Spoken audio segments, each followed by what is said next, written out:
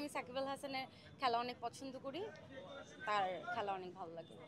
সাকিব আল হাসান ছাড়াও তো আরো অনেক খেলোয়াড় আছে বাংলাদেশে। তামিম ভাইয়া ডেফিনেটলি তামিম ভাইয়ারও আমি অনেক বড় ফ্যান। মাশরাফি ভাইয়ারও অনেক বড় ফ্যান। তাসকিনকেও অনেক ভালো লাগে, তাসকিনের খেলাও খুব ভালো লাগে। অনেকেই আছে, কিন্তু সর্বপ্রথম যদি বলতে হয় সাকিব আল হাসান।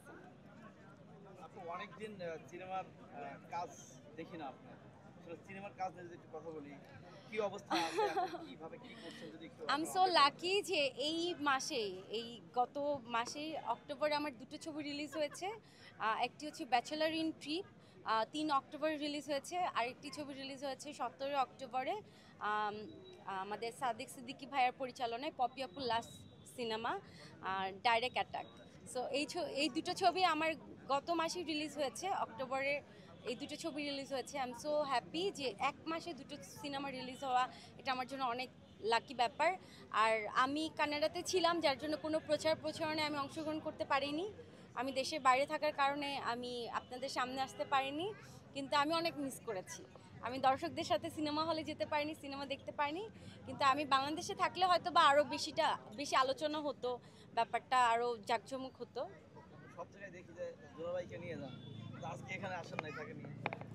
আপনি হয়তো বা খেয়াল করেন না, আপনার দুলাভাই ওইখানেই দাঁড়িয়ে আছে। দুলাভাইকে ছাড়া কেন এখানে আসলেন? তাকে তো নিয়ে সবসময় আমরা দেখি যে আসলে আমার ফ্যানরা আমাকে দেখতে চায়। এই যে আপনারা আমাকে ডেকেছেন, আপনার ভাইয়াকে ডাকলে আপনার ভাইয়াও আসবে, সমস্যা নেই।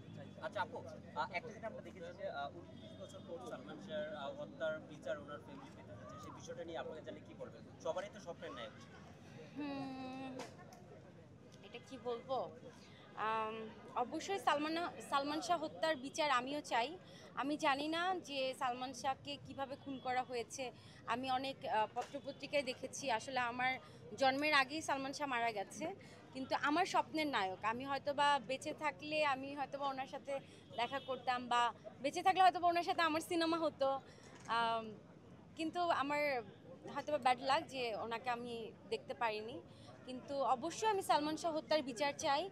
আর আমরা কখনো চাই না যে শিল্পীদের মন না অনেক নরম থাকে, শিল্পীদেরকে হত্যা করা, তাদেরকে মানে কোনো কি বলবো ষড়যন্ত্র করে মেরে ফেলা, এটা কখনোই যেন কোনো শিল্পীর সাথে এরকমটা না হয়, এটাই একটা আমি জিনিস চাই। দেখেছি যে এইখানে দূষণ হচ্ছে যে সামিরা, ডন ভাই ওনারা জড়িত আছে এটার সাথে, সেই বিষয়টা আপনাকে জানলে কি বলবেন?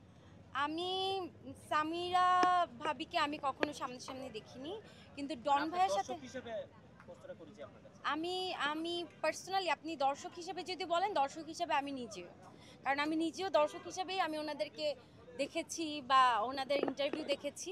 কিন্তু আমি পার্সোনালি আমি ডন ভাইয়াকে দেখেছি। ডন ভাইয়াকে আমার আহ, কখনোই মনে হয় না যে উনি কোনো ক্রাইম করতে পারে, এটা আমার ওপিনিয়ন। আমি জানি না যে উনি সালমান শাহ হত্যার সাথে জড়িত কিনা, কিন্তু ডন ভাইয়াকে আমি দেখেছি উনি খুবই সহজ সরল একজন মানুষ। উনি মানে কাউকে হত্যা করতে পারে, এটা আমি আসলে কল্পনা করতে পারি তাহলে না। আর যদি করে থাকে তাহলে অবশ্যই আমি তার বিচার চাই। তাহলে আমি আপনার কাছে একটা প্রশ্ন